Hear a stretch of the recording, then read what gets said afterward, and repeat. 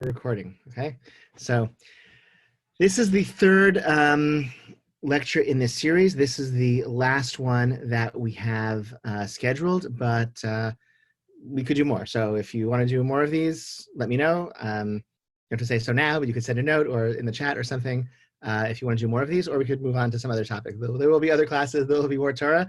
We could continue in these themes, these like very contemporary coronavirus halachic themes, or we can continue in other. Move on to other things. First shiur, I shared with you my Google Doc with a list of topics that have, in some way or other come to my attention, either because I dealt with them directly or just was aware of scholarship about those topics. And we dived into a question from the Tshuva of Asher Weiss concerning an ambulance driver who had an immunocompromised relative living with him at home. And the question was whether he had to go out and save lives, even at risk of his family. And Rabbi Weiss said, remember? He said no, okay? He said he did not have to. No, he said no, okay. Last class, which was just a few days ago, right? We looked at a tshuva by Rav Yosef Tzvi Ramon on the question of whether or not a shechianu bracha was appropriate for seeing somebody whom you had not seen for 30 days, as one generally would say a shechianu bracha, at least according to the Talmud and some contemporary poskim. Also, if you've seen that person over Zoom in the interim or not. And Rav Yosef Ramon said, yes, if you're really happy to see them, okay? I think I ran into some of you maybe for the first time in 30 days. I do not say bracha. I was a little insulted, but I'm just kidding. I don't think I saw any of you for the first time in 30 days, but he raises that question, that possibility as well, the awkwardness factor there. It could be like a good, could be like a good pickup line, like I haven't seen you in 30 days. I'm happy enough to make a shechian. I don't know. Okay, you can use that if you wish. Genre. What do you say, Vinny? Is this whole like lost, or maybe it should stay lost genre of like bracha burns with like seeing people and saying to Yes, that's right. There was like, I don't know, when I was in the 90s, it wasn't the 90s, it was already in the 21st century, the early 21st century, the turn of the century, there was a Jewish satire website called Bang It Out, which had lots of like, it probably still exists on the internet because the internet is forever and has lots of these types of really like jokes in really bad taste that require some insider knowledge. So today I want to look at another tshuva by Rav Asher Weiss that also pertains to an issue of tefillah, of prayer when shuls are shut. Okay, I think you have a whole group, group of tshuvot that are being written right now and shared about, as shuls are gradually being opened, how is that happening, and prioritization of who goes, and how the davening takes place under truncated circumstances, shortens this way, that way. How do you prioritize? You only have 30 minutes. What do you do for 30 minutes in Shul and Rosh Hashanah, et cetera? That's being written about now, but since our Shul is still closed and it's going to be closed for a while, I thought I'd look at this tshuva of Rav Asher Weiss that deals directly to a question of when shuls are closed. I'm going to share my screen. I think I sent you the PDF. Would that be helpful if I sent the PDF? Let me, if I can quickly find,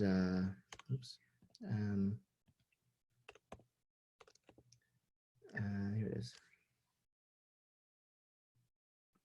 Let's see.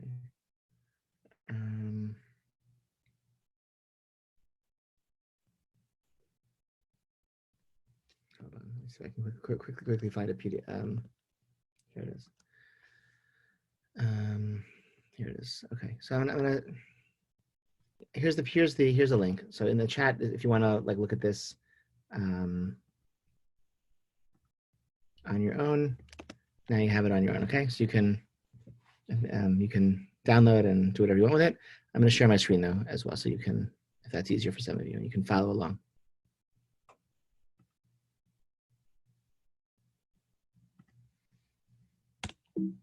Okay, so this is Siman Yud Zayin, Siman 17. The question is B'din b'shash et tzibor mipali. Okay, regarding the law of at the time when the congregation prays. And we begin. I think we should be able to tackle this one today.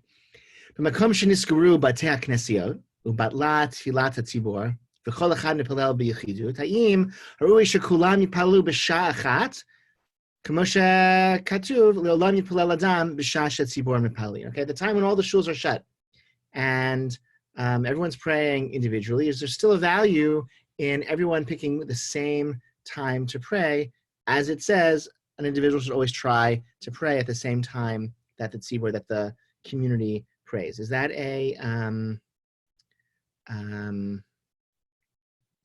is that a concept that's familiar with folks? Right, that you should pray if you're not praying with the minyan, with the tzibur. There's still a value in praying at the same time when the tzibur prays. Is that any familiar nods? You've seen this before? You maybe even tried to do this at time, maybe? I don't know. Okay, that's the thing, okay? If you can't, there's an ideal of praying with a minyan, with the tzibur. If that's impossible, there's a value in either going to shul and praying in shul without the minyan, like you go there late and you just daven in the shul, which people do sometimes, or you get up and you pray at the same time as the shul is praying. So you're somehow joined to them even though you're praying on your own. That is a thing that exists in general. Question is, does that exist also when the shuls are closed? Right? It's one thing to pray at the time when the minyan is praying, when there's a minyan in the shul, but there's nothing happening in the shul is shut.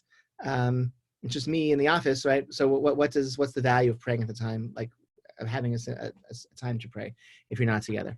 Understand the question? Yep. Yes. Okay. Any questions for now? Okay. So the question is, like, what's the maila? What's the value of the time when the tzibur is praying? So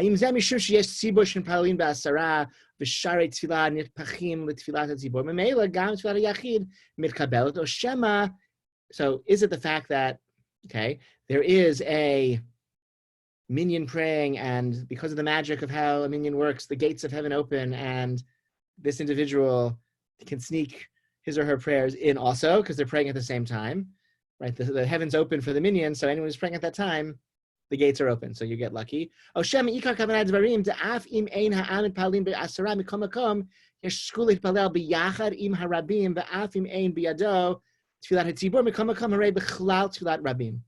maybe something really nice, but lots and lots of people all praying at the same time, even though they're all praying as individuals. And so it's not tfilat tzibur. There's no tzibur. There's no congregation, but there still is tfilat rabim. There still is the prayer of the multitude that you get to join into since everyone's praying at the same time. So that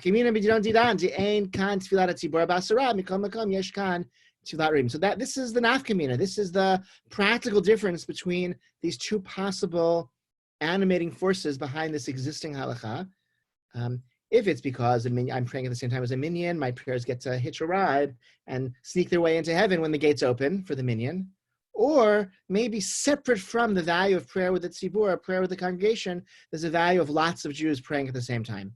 And that can work even when there's no minyan, when everyone is an individual praying by themselves. Understand how he frames it? Anyone a hazard a guess of, I don't know, based on what you've seen so far, which one seems more likely to you? If it was up to you, based on what you've seen, no sources, just your logic. Ilan is saying 2, the second one. You think it works? Could you pray all at the same time, even though minyan? Anyone want to? Sure. Doesn't seem like there's any harm in praying all at the same time when there's no minyan. There's no harm in praying all at the same time. I don't know. You gotta get up at 7 in the morning, 6:30 in the morning, and daven chakri at 7, even though there's no minyan. That's like it's all the inconvenience without the benefit. Okay. No reason it can't be 9. What'd you say? No reason you can't push it to 8. That's true. Like the fake minyan is at 8, right? Good point, right? Right. Fair enough. Bro, we're not going anywhere. None of us are going anywhere anyway. We can just. That's a good point. And since you can have like a late minyan at 11:30. No, who's to say, right? Just as long as you get people to join you. Okay, fair enough. Okay. Let's move on. Okay. The basis for this halakha is in Tractate Brachot 7b. Sham, over there it says, "De'ama Rabbi Yochanan Mishum Rabbi Shimon Bar Yochai." Rabbi Yochanan says the name of Rabbi Shimon Bar Yochai. My dichtiv. What is the meaning of this verse in, I think, Psalms? And as for me, may my prayer come before you, Hashem, at a time of favor. What is a time of favor? The time when the congregation is praying. Okay, very good. So this suggests that there's a value in praying at the time when the congregation prays. Hooray, that says that the time when the congregation prays is 8 ratzon. that is a time of favor. We still have to investigate. There are further questions. Is it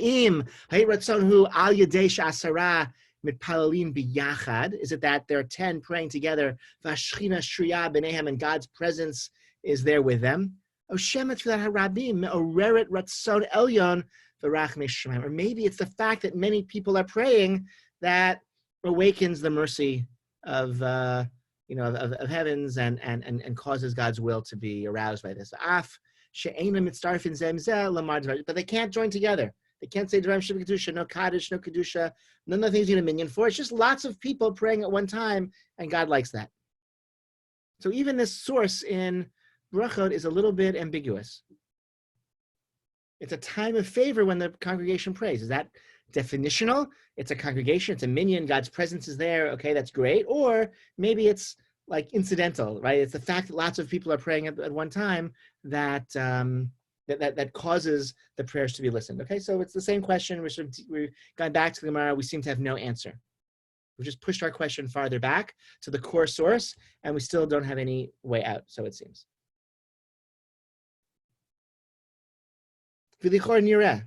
Anyone change your vote so far based on? No. Okay. Fine. Ulichora. Nireh. So he says,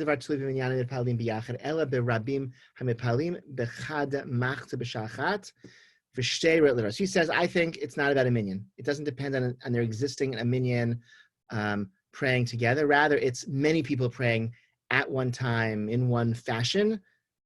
That's what is conclusive. And there are two proofs that he's going to marshal. The first, Katav Magen Avraham. The Magen Avraham is I believe 16th, maybe 17th century commentary on the Shulchan Aruch, specifically on Orach Chaim. I think his last name was Gambiner. I'll tell you, sorry, since Gambiner, yeah. Avram Gambiner, okay? That's Magen Avraham. Anyway. Where was what was I actually looking at? This one? No, not that one. I lost my window, sorry. Here it is, okay. Katav Magen Avraham. Ooh, this I feel I've seen this. I've seen this happen at Anshe Shalom, okay? You have to think back to February, all right? What happens if somebody comes to shul a little bit late and he or she is still saying Shachrit when the congregation is already saying Musaf? Okay? This, I know, scandal. Never happened to any of you. I'm sorry for even mentioning such a thing, such an occurrence, okay? To faint, okay, you're shocked, okay, but what happens, okay? What do you do in such a situation? So, Eino Nechshav V'Shasha Tzipor Mepalin. That doesn't count. Have I fulfilled that level of always try to pray at the time when the Tzipor prays, if I'm saying Shach when everyone else is saying Musaf? Right,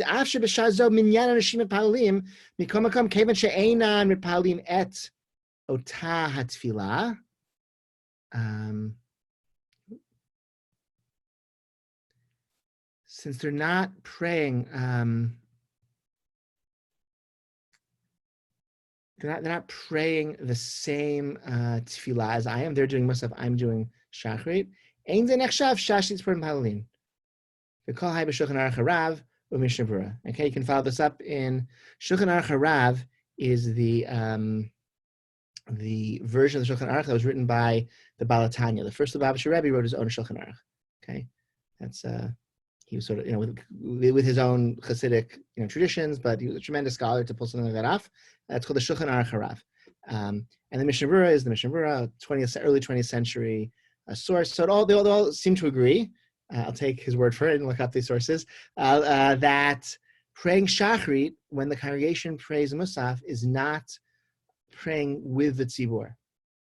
Because yes, there's a minyan in the room, so the divine presence should be there, but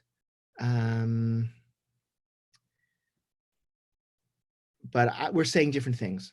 We're saying different things. Nathan's asking, does the Magen say this about Chol Hamoed Rosh Chodesh or Shabbat? I assume, why would it matter? On Shabbat, it's interesting because the Midah itself has really the same structure, the same brachot. Nathan, unmute yourself and explain your question. I don't think well, it's true. I'm curious when he says this about, because for Shabbat, I mean, the Amida really isn't that different. It's the same brachot. The only different part is the introduction to the main Mekadesh Shabbat paragraph. Okay. Theoretically, our liturgical tradition could have put Yisbach, Moshe, and Musaf. Like, there's no, there's not an intrinsic difference there in the Amidah. I imagine maybe in a rush, one would put it to say Musaf and a Shachrit that have very minor differences. If you were like under time pressure. Leave out what's the shortest possible Shabbos Shachrit, Shabbos Musaf. You leave out all the extra things. You just say the Chatima. They're very similar, but yeah. So I think he's talking about regular Shabbat, despite the fact that the brachot of the Amidot are very similar. One is Shachrit, one's Musaf. They're still different. That's a good point. I mean, there's a question about whether you can say, one can say Musaf first, right? I mean, that's I think I assume this is the same. This is the Siman which discusses whether, in other words, because you could also say Musaf. Let's say it's a Hashkama minyan. You have a lot of time before the end of the appropriate time. You could say Musaf with the minyan, with the congregation, and then say Shachrit after, since you have plenty, right? Or does Shachrit have to always be said first? So that's, I assume, discussed in that same Siman. So be that as it may, you know. So therefore, that might push maybe say Musaf first, because you can say Musaf with the congregation, say Shachrit later if you have time to do that. I know there are Achronim who say that, but that entire question is only really rises to fore if you're going to miss out on that Maila, that level of saying Shachrit, praying with other people, even though there are other people in the room with you praying, but they're not saying the same thing as you. They're doing a different mitzvah. They're doing the mitzvah of Musaf, you're doing the mitzvah of Shachrit. Carly asked, maybe 8 Ratzon means during the right time to daven, right? Say Shach in the morning, not in the afternoon. It could mean that. That's not what Rabbi Yochanan said that Eva Rishon Bar Yochai it means. I would say, to say Shachrit at the appropriate time, that seems like obviously you should say it at the time when you fulfill the obligation. You can't say Shachrit in the afternoon. It's a morning mitzvah. So 8 Ratzon, a time of favor, maybe suggests something a little bit beyond like a basic ability to fulfill the mitzvah. That's how I would, my suggestion to that. Okay. V'hinei. So that's still the first proof, right? Yeah. V'hinei palal adam b'yachad im hatzibur alpha pi shehem mitpalelin tefila achad v'hu mitpalel tefila acheret harei tefila b'tzibur kedemashma b'divrei Mishnah Berurah Sham v'chen katav lehedya b'rechei Yosef kaf ha'chaim.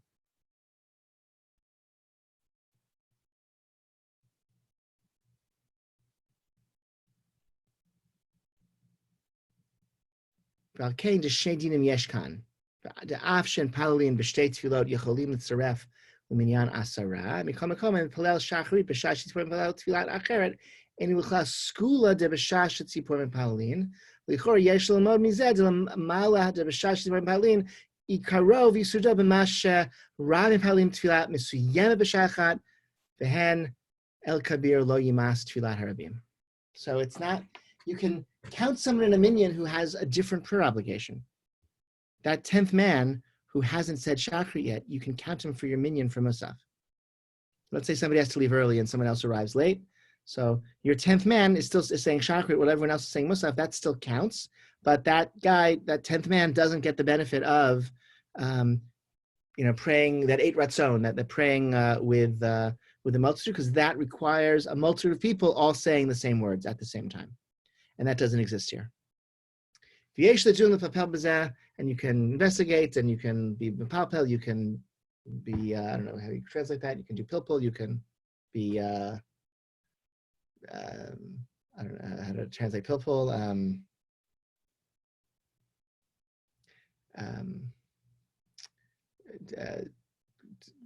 very precise in your reading or something like that, or creative in your, and elaborate reads. Sorry, that's a terrible translation. That's what I go with for now. But this is not a perfect proof. Let's go on. And you want to like really prove, like a little bit more about two different men with different obligations, saying different prayers, all forming the same minyan. You can look at the Igros Moshe. These are the Shuvot of Moshe Feinstein, and you can see what he has to say there. Second proof, okay? Anyone want to revise their votes? Any questions, comments so far? You want to think of your own proof, one way or the other? Okay. The Ode. Katav Magen Avraham. The Kashem she'en liyachid litpalel musaf b'Rosh Hashanah b'shlosha sha'ot harishonot ela b'shah shetzipor b'palin kach gam legabe tkiat shofar deb'shah shetzipor tokin v'chol gam hayachid litkoa b'kach resh hamachzir shekel et kavanat hamagen Avraham ayen sham.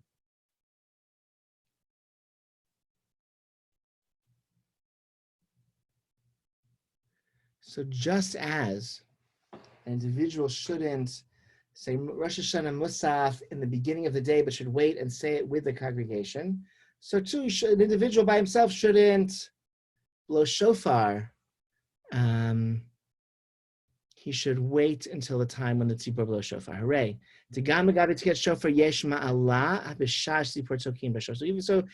with the shofar, there's a milah, there's a level of value of doing the mitzvah at the same time as others. After Ein Siruf Asar Legabe Tkei, but there's no requirement of a minyan for a shofar. So here, minyan is entirely removed as a relevant factor, and still there's a value in fulfilling the mitzvah of shofar at the same time as the congregation. You're by yourself, you can't make it to shul, you have a shofar, blow your shofar at the same time they blow shofar at shul, not the earliest possible moment. Wait until they blow shofar in shul. No issue of minyan at all. In shul, out shul, no issue of minyan. Still, you should wait. Still, you should wait.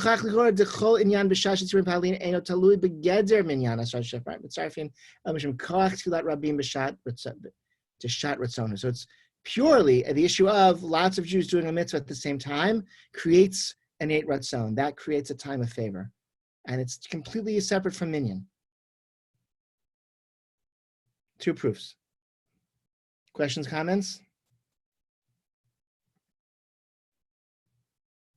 Convincing, not convincing?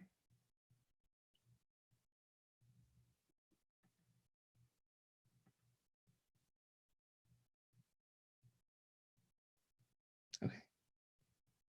We'll go on then.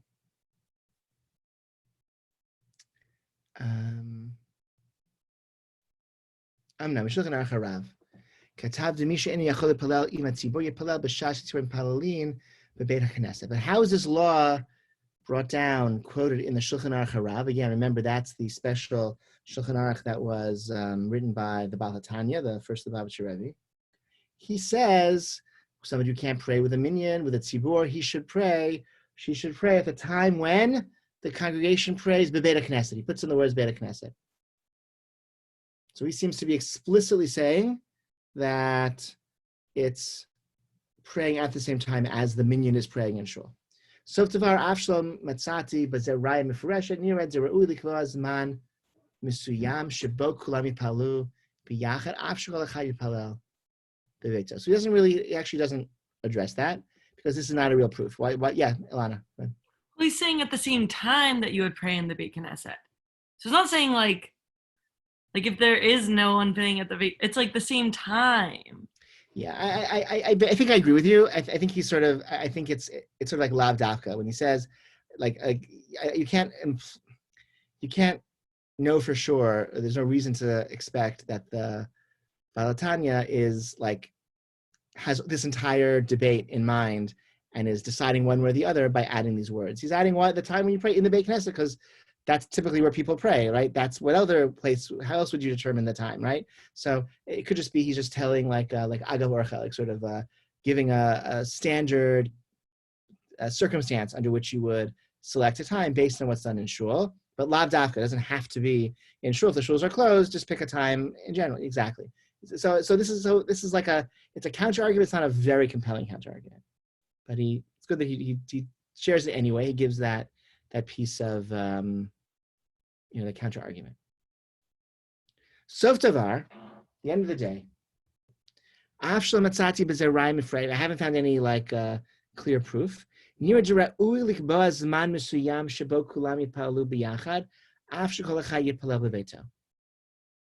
it's appropriate to establish a set time when everyone will pray together, even though each person is going to pray alone in his home. So there are actually many shuls that did this, have done this. Maybe we'll be one of them eventually. I don't know. We haven't done it yet, but he thinks it's appropriate to have a time. Shachrit 7 a.m. Even though the shul is closed, Shachrit's at 7 a.m. It remains at 7 a.m.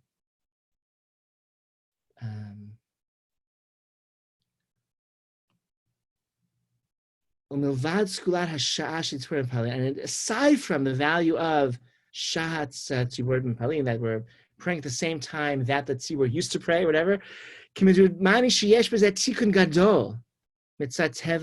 this is very, it's a tikkun gadol. It repairs something, it fixes something, it's helpful based on human nature. Shaharei. The matzav umlalzeh, in this terrible time, this miserable time, shebo bate knesiot shomamin ledavon libeinu, and to our great misfortune, the synagogues are shuttered. Everyone is praying in his home. It's very easy to sleep in, and you're going to miss Sof Zman Kriyat Shema, or you're going to miss Man Tefillah, okay?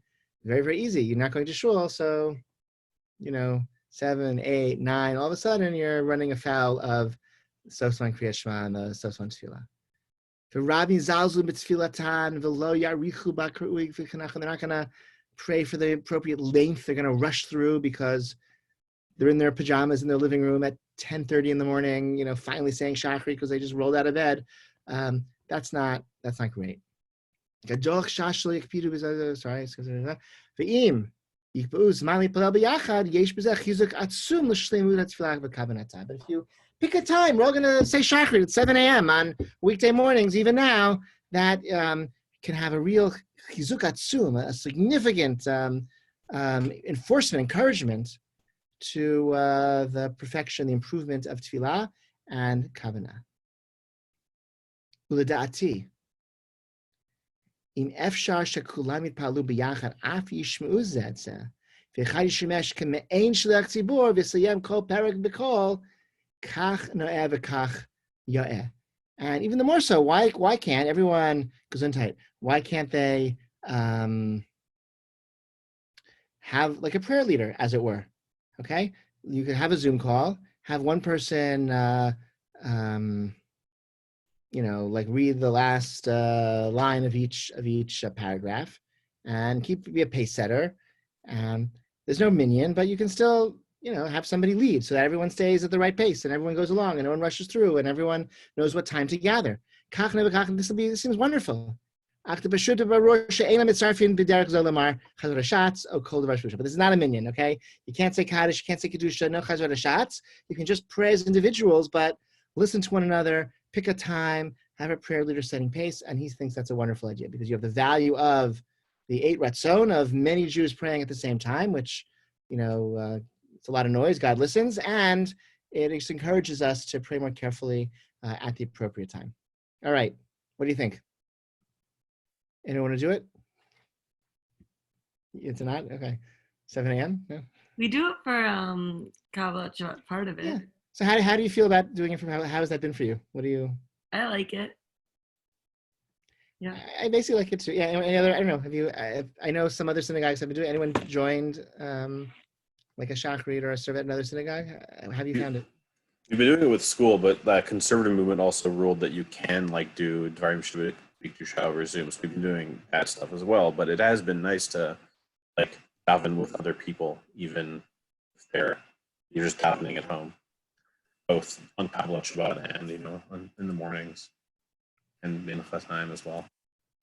Yeah. So somebody suggested, so maybe we'll try. I mean, I just feel like I still have to get over that sense of all the inconvenience with none of the benefit, but there is some benefit, right? There's a benefit of slower more deliberate prayers. I guess for some people it'd be rushed prayers. Some people praying alone can really slow down and do it nicely, but others rush if they're like, yeah, Alana, you're saying, Well, I think you just proved this whole thing was proving that there is a benefit, right? right. There's also a metaphysical benefit as well.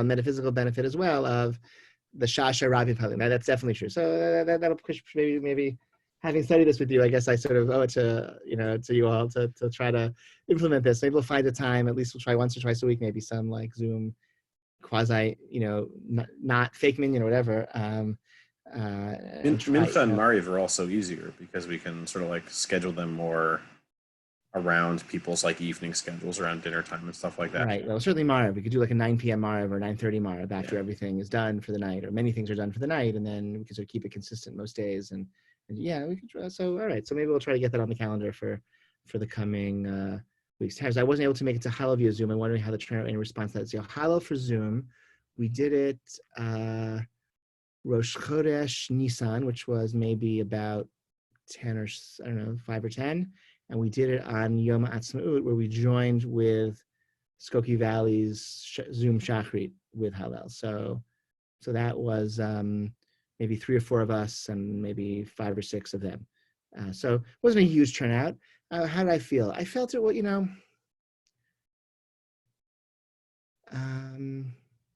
and I would just say my experience of Kabbalat Shabbat on Friday, like I enjoy it. Like I'm sticking with it. Like I do enjoy it.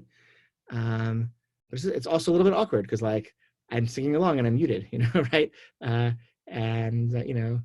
like my kids are fighting, I can talk to them and like no one can hear me, and like that's a little weird, like it's something strange about it, but it seems like valuable enough that I'm doing it. I think it's interesting though to see like right now I'm part of there's like a Facebook group for synagogue professionals who are planning Rosh Hashanah Yom Kippur for this coming year, and it's mostly non-Orthodox rabbis and people who work at non-Orthodox synagogues. So almost all of them are planning to like electronic tefillot on Rosh Hashanah Yom Kippur. That's like I think every Reform and Conservative synagogue in the country is going to have like Zoom tefillot for Rosh Hashanah Yom Kippur, and it's sort of interesting how that has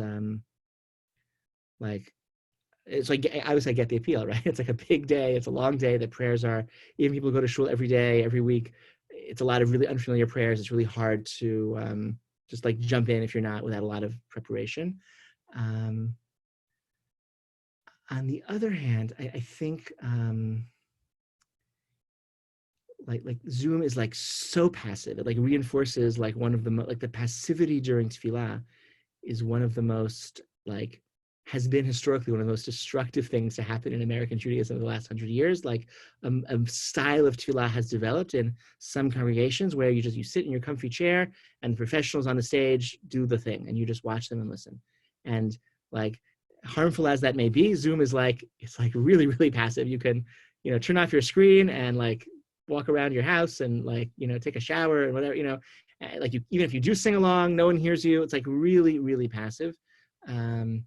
So that's like leaning in and reinforcing something that in even the rest of the time is, in a normal year is harmful. And I don't know if we talked about this in this context of this class, but I did I share Chaim Seiman's article from Tablet or wherever with Mosaic with you guys? And you read it? I'll share it in the comments right now. Chaim Seiman, he was a scholar in residence at the shul, so maybe you may remember him from visiting the shul. Very interesting. He's a law professor, and here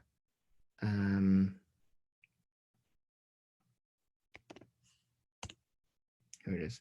He's a law professor at I think Villanova, and a Talmud Chacham. Really, I think, creative thinker. And he's sort of analyzing why it is that, by and large, with some notable and important exceptions, Orthodox communities really rejected the idea of convening a Seder over Zoom. And even though there were a group of Moroccan rabbis who suggested it for an Israeli context. And he said there were two things he raised. Well, first he raises what people object to the fact that Moroccan rabbis who endorsed it, they endorsed it in this like public letter.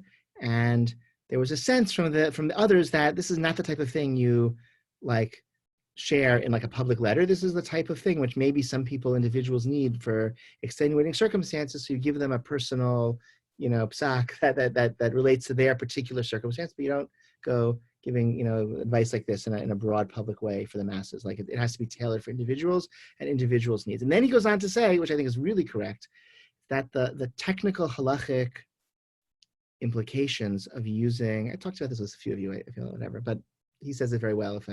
The technical halachic issues of using a computer on Yom Tov or Shabbat doesn't capture the centrality of avoiding electronic communications on Shabbat and Yom Tov for observant Orthodox Jews. Right? The actual biblical milachot of reaping and threshing, right? We're learning in Daf Yomi, okay, this week, right? When was the last time you threshed? Okay, probably, right? When the last time you made two, but you did all those like 3 or 4 weaving malachot, right? Whenever you like stretch threads of warp, a lot you weave. Really? Okay, so when we get, okay, you have to explain what the difference between the warp and the woof is. Okay, well, I'll call on you to explain. Coming up in this week in Daf Yomi, but you haven't threshed, right? And you haven't winnowed, I suspect, right? So if we're not you what? Soon. Okay, right, exactly. If you have a garden, they're not that like unlikely that you do them. Oh yeah, maybe I have done that when you I haven't winnowed. You probably haven't done, and you haven't skinned an animal and salted its hide and scraped off the right. So some of these malachot have applications in your kitchen, right? You use a bar of soap that's like scraping the animal hide. There are some applications of these malachot in a contemporary context, but most of us, it's the 39 malachot are not what define a Shabbat. It's avoiding electronic communication devices that really make Shabbat different and special and sacred. And so, like the core of like having Shabbat and Yom Tov is like not using a computer, not using a telephone, and even though we can't explain very well why using electricity in this way is forbidden on Shabbat. We know very well that it should be forbidden on Shabbat. And our experience of Shabbat is defined by not using electronic communication devices. And somehow he thinks we got that right. Like we know what Shabbat is supposed to look like. We know what Shabbat in the modern world is supposed to look like, and it doesn't entail electronic communications. And so there was like this, he felt this like the instinct of Sabbath observant Orthodox Jews, he thinks was very healthy. And I would say like things that make our community successful the rest of the time, like I think are not detached from the fact that we live within walking distance of one another and regularly see each other in real life and not, mediated through electronic communication devices. Those are all sources of great strength for our community that, are like because of the way we observe Shabbat. So people in extenuating circumstances need special accommodations very often, and those can be provided and should be provided and have to be provided. But these blanket leniencies and endorsements, I think I agree with him that are risky, certainly risky, and the risk of how do I get to this tangent? Oh, because I guess in terms of like prayer over Zoom, etc. Like there's will we go back? Like who's gonna schlep to minyan in the snow if they can just, even if they have a yard side, the same cottage, maybe they'll just find a Zoom minyan and join. Once you tell people they can do that, maybe they'll do that. Forever. Benjamin, yes. I think a counter argument for that last point is that I think something we're all discovering in doing all these Zoom things. Like I think for the first couple of weeks, people were like, we can do everything on Zoom, and now it's like, oh my god, I never want to be on Zoom again. That's at least how I'm feeling, and I know a lot of people are feeling. It's like, yeah, it's easy to replace things that way, and I think if we were like doing Dvarim Shebikdusha on Zoom, that we could feel that way. I think something that doing Minyan together on Zoom would reinforce is the fact that we aren't together, for me at least. That's how I would think about it. If you'd be like, I can't wait to go back to shul even more now that I'm remembering even more how much I love davening with people. And that's something that, that's potentially the other side of that. The other side of that thought is like, why should I go back to shul? It's like, well, I'm reinforcing the reasons why I go to shul by doing. That's very nice. So by davening without dvarim, by davening without a minion, but over Zoom in communication with each other. We're just, each time we do it, whatever we gain, we're also aware of what we don't have because we're not saying Kaddish and Yeah. Kedusha. And so we just yearn all the more strongly to meet in the physical world again. So that's It really heightens nice. that sense of loss more than just like davening on your own with, because you could daven on your own even if you could go to shul, and it would be the same davening on your own. I see. Very nice. So that now it's like we're trying and we're connecting, but and we see how much is missing. That's very good. But if we were to say Dvarim Shel Kedusha, right, like then that's like the Kaddish thing. Once you say, if you let people say Morning's Kaddish from home, they'll never come back to shul ever, right? You know, that's like the fear. So I don't know, that's maybe a little maybe overstated, but yeah, it's interesting. I mean, there's some things like I don't know, like like there's certain things like it's crazy we didn't broadcast on like why was Daf Yomi not broadcast? Like, you know, like what's the cost? Nothing, right? Like we could have had a laptop in the base medrash when we did Daf Yomi for years and years, and like maybe we could have included a few more people that way. So hopefully we'll try to be inclusive and use electronic communications devices where possible to include more people. But I agree that we will really enjoy being together. I read someone who pointed out that insofar as the minyan represents the divine presence resting in the community, to feel that absence is that's not an inappropriate way to feel during a time of like a deadly pandemic where like many thousands of people are dying, you know, and right, like the feel the divine presence, the God's presence is farther away, is absent, that we, you know, that there's sort of, we don't have that same access to the divine. Like that's an appropriate and even an accurate way to feel in the midst of this deadly, you know, a deadly disease that is destroying lives and, you know, et cetera, et cetera. So that's also like you know, it's okay if we don't have everything we want, because like things are in fact like objectively really bad right now, and that can spill over into our prayer life as well. Nathan, you shared a polar vortex picture. This is Oh, that was just a fun sidebar. oh, that's great. Oh, Yeah, are there's you a waiting picture me? of myself taken by a photojournalist on the way home from Shachrit during the polar vortex last year. Awesome. We had some great, that's funny. We had some great yeah, that was like a good minion day. All right. Questions or comments? So I guess maybe takeaways. We'll try to do this. Okay. This is reinforcing my promise that we'll try to get something on the schedule, like maybe a Marv minion or something, or Marv not minion, like an unminion, an online unminion. We're really not having Rosh Hashanah Yom Kippur at shul. So I don't know. Nobody knows, you know, like according to the Jerusalem Post, the Israelis have a vaccine. It'll be here tomorrow. But according to everywhere else I read, it's going to be a long time until things, I can share. I can share in Atlanta, shuls are opening, and in Boston, shuls are planning to open.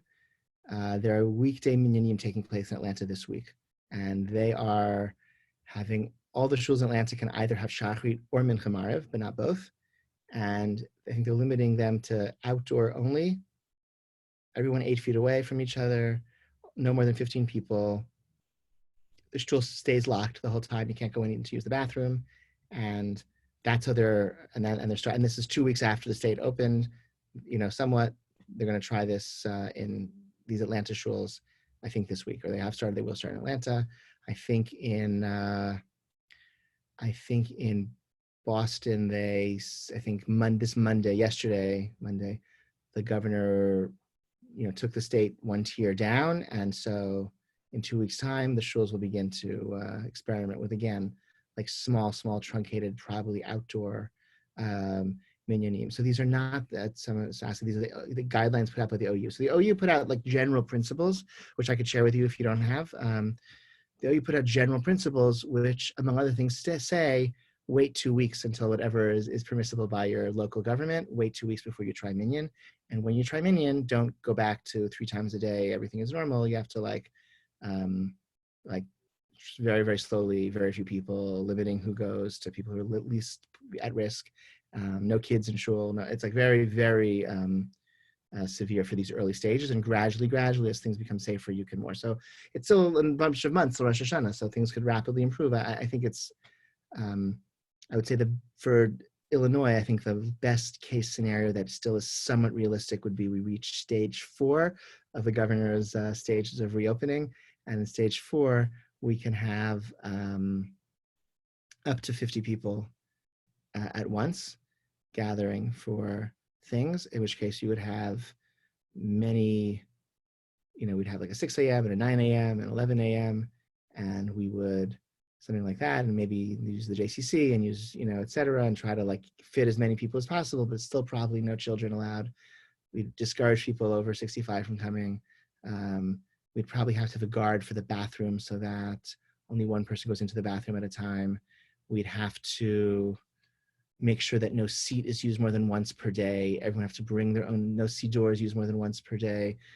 So that it could be a big headache. In some ways, it'd be easier if we don't have to do that, but it would also be a wonderful privilege to be able to do that. So that that would be that's seen within the realm of things that could happen by September. Would be Illinois reaches stage 4. Beyond that, and everything's back to normal. That doesn't seem to me like September, but that's access to it. Can we do slichot on Zoom? Yes, we can do slichot on Zoom. We wouldn't say Yud Gimel Midot.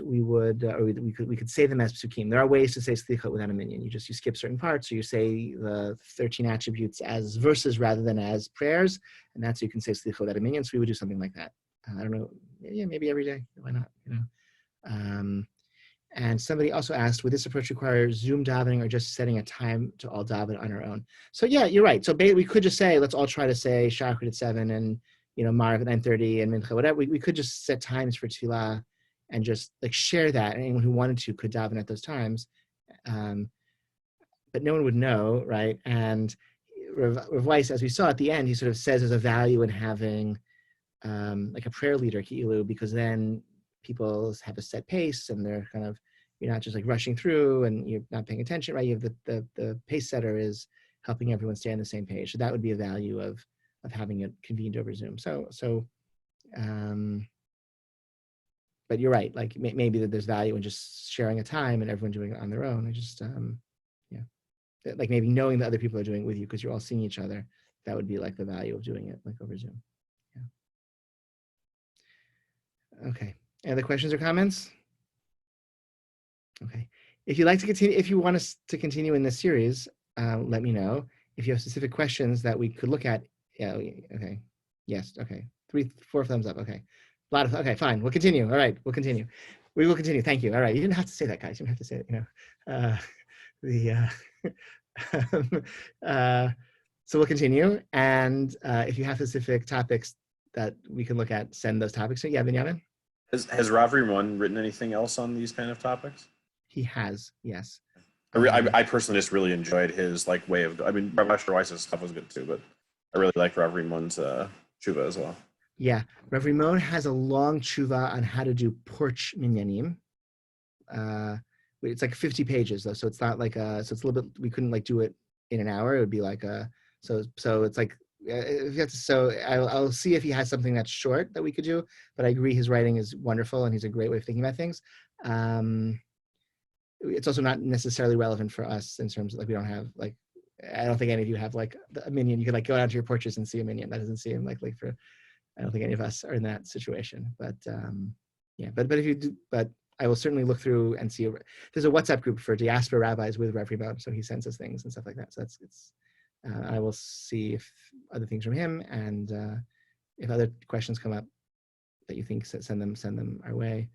All right, thank you. Remember, just since I have your attention, just we have on the website, you can sign up to study a portion of the Torah or part of a portion of the Torah over Shavuot, so we can like get through the Torah as a shul. So please sign up. You have like 2 days of Yantif to like read a parsha, okay? In English or French or Hebrew or whatever, and please please do so. The sign is on the website. And what else? Oh, on the Motzei Shavuot, our Lakeview Shavuot study is moving to after Shavuot, and I am teaching about the topic I spoke about last time. So if you were there, you don't have to hear it again. You can go to someone else's class, and but you can encourage your friends to come to mine if you want, if you like to. Okay. Has the study for Shavuot been posted? And the study for Shavuot has been posted to Facebook, but not yet to any of the shul website. But it will be in forthcoming emails, and we will let everyone know about it. Okay, thank you. Have a good night, everyone, and hope to be in touch with you in various online forums and eventually in real life. All right, take care.